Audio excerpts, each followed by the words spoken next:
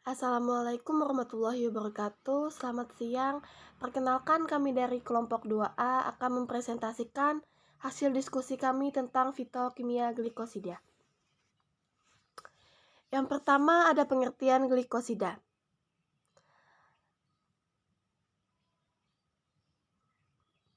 Glikosida merupakan senyawa organik yang ada dalam dunia tumbuhan.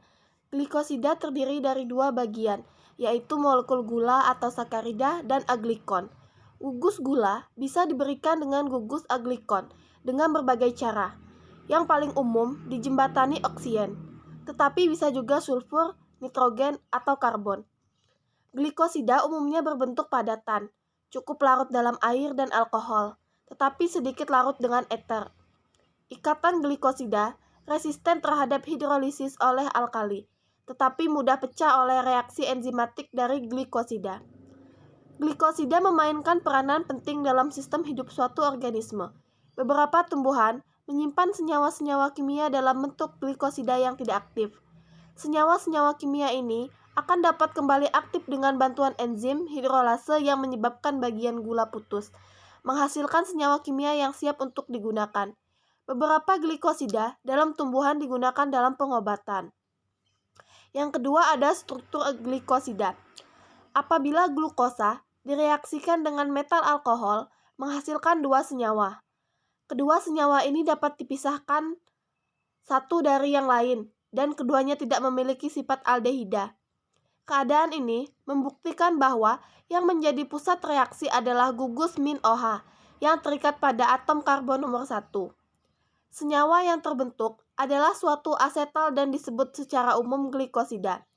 Ikatan yang terjadi antara gugus metal dan monosakarida disebut ikatan glikosida dan gugus min OH. Yang bereaksi disebut gugus min OH glikosidik. Metil glikosida yang dihasilkan dari reaksi glukosida dengan metal alkohol disebut juga metil glukosida. Aglikon memiliki rumus molekul yang sangat beragam, mulai dari turunan fenol sederhana sampai ke kelompok triterpen. Ikatan antara molekul gula dengan molekul non-gula disebut ikatan glikosidik yang dapat berupa ikatan eter, ikatan ester, ikatan sulfida, dan ikatan CC.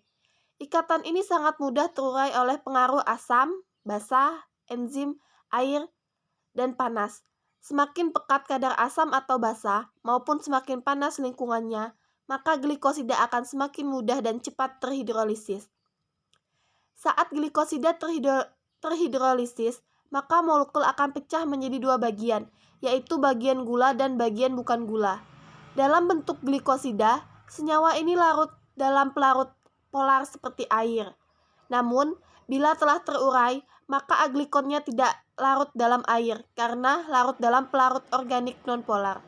Apabila senyawa glikon tidak sama dengan aglikon, maka glikosida tersebut dinamakan heterosida. Aglikon dari glikosida terdiri dari banyak jenis senyawa kimia. Senyawa-senyawa kimia tersebut meliputi senyawa-senyawa alkoholik fenolik, isotiosianat, nitrit cyanogenetik, turunan antrasen, flavonoid dan fenolik, flavonoid dan steroid. Macam-macam glikosida.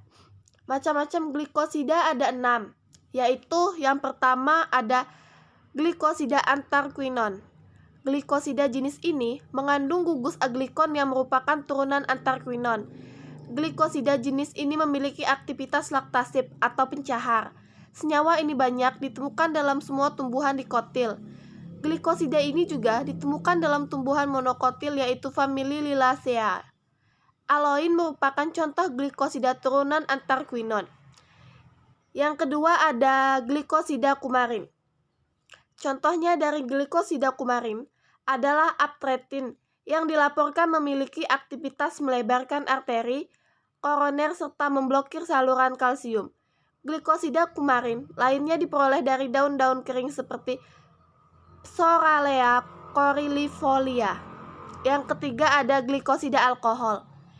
Contoh glikosida alkohol adalah salisin yang dapat ditemukan dalam genus salik. Salisin dalam tubuh diubah menjadi asam salisilat yang berkaitan erat dengan senyawa aspirin yang memiliki efek analgesik, antipiretik, dan antiinflamasi. Yang keempat ada glikosida kromon. Contohnya adalah simitidin. Yang kelima ada glikosida siagonetik. Dalam klasifikasi ini aglikon mengandung gugus cyanohidrin. Tumbuhan menyimpan glikosida sianogenik dalam vakuola, namun pada saat tumbuh mendapat serangan dari luar lingkungan, maka tumbuhan akan melepaskan glikosida sianogenik dan mengaktifkan dengan bantuan enzim dalam sitoplasma. Enzim akan memutus gula pada molekul glikosida, diikuti dengan terbentuknya struktur cyanohidrin dan melepaskan racun hidrogen sianida.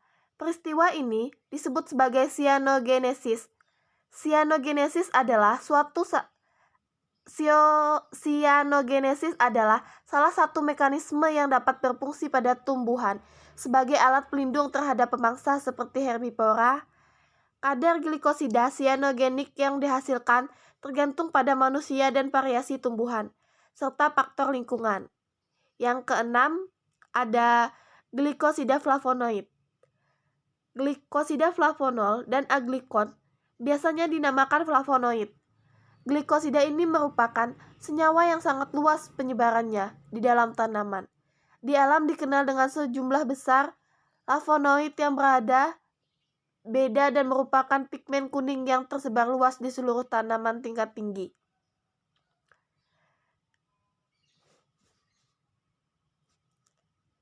Aglikon jenis glikosida ini adalah flavonoid. Contohnya adalah glikosida flavonoid, diantaranya adalah hespirin, naringin, rutin, dan quercitrin. Ini ada contoh gambarnya. Sifat-sifat kimia glikosida. Sifat-sifat kimia glikosida itu terbagi menjadi 6, yaitu yang pertama mudah larut dalam air yang bersifat netral, yang kedua dalam keadaan murni, berbentuk kristal tak berwarna, pahit. Yang ketiga ada larutan dalam alkali, encer.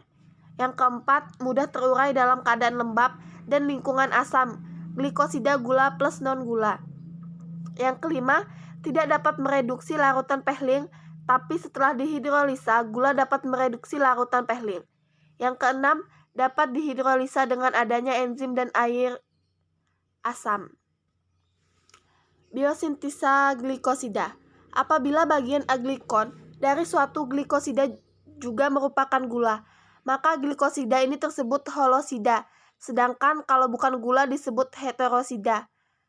Pembicaraan tentang biosintesa heterosida umumnya terdiri dari dua bagian yang penting. Yang pertama adalah reaksi umum, bagaimana bagian gula terikat dengan bagian aglikon. Perkiraan reaksi transfer ini sama pada semua sistem biologik. Ini kemudian dilanjutkan dengan pembicaraan secara mendetail tentang jalannya reaksi biosintesa untuk berbagai jenis aglikon yang akan menyusun glikosida. Isolasi glikosida diambil dari jurnal DPP nomor 4 Inhibitor Potential of Flavonol Glycosides isolated from the seed of plants culinaris, in vitro dan molecular docking analysis. Pada tahun 2018, dipeptidil peptidase 4 DPP4 merupakan target baru dari pengobatan diabetes mellitus tipe 2. Menurunkan incretin seperti glukagon, like peptin 1 atau GLP-1, dan insulinotropik polipeptin yang bergantung pada glukosa. Penghambatan DPP4 mempersingkat inaktivitas GLP-1 yang memungkinkan peningkatan kembali untuk merangsang pelepasan insulin. Dengan demikian, melawan hiperglikemia dalam pencarian berkelanjutan kami untuk menghambat DPP4 baru dari tanaman obat dan makanan. 3 flavonon glikosida atau 1/3 atau 1-3 diisolasi dari biji Lens culinaris medicus atau Fabaceae dan diuji untuk aktivitas penghambatan DPP4 mereka.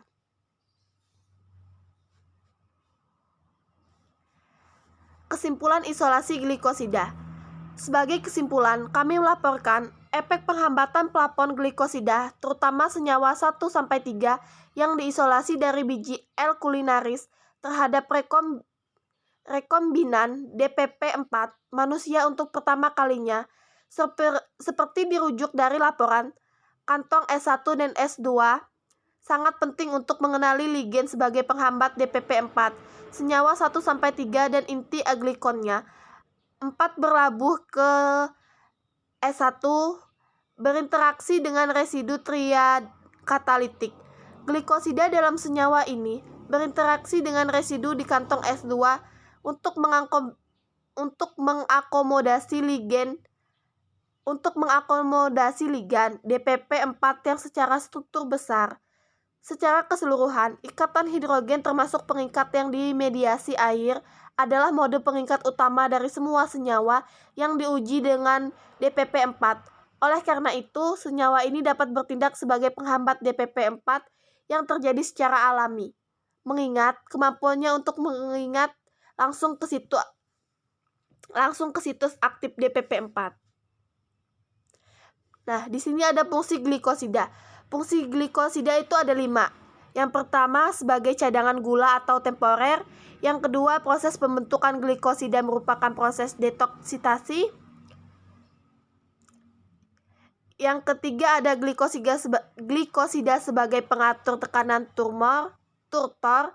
Yang keempat, ada proses glikosida untuk menjaga diri terhadap pengaruh luar yang mengganggu. Yang terakhir, ada glikosida sebagai petunjuk sistematik. Sekian yang bisa kami sampaikan. Terima kasih, kurang dan lebihnya saya mohon maaf dan saya akhiri. Wassalamualaikum warahmatullahi wabarakatuh.